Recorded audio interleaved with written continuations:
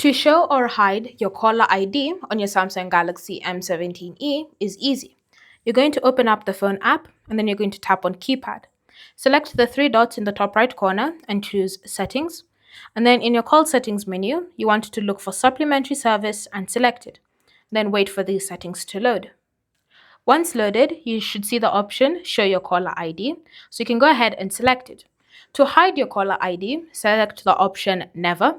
After a couple of moments, once the changes have been applied, it now means that your caller ID or your phone number will no longer be shown to any of your contacts. If you want to show your caller ID, you can tap on it and select Always. Alternatively, you do have the option to select Network Default, and now depending on your carrier settings, whether they automatically show or hide, your phone will adapt to those changes.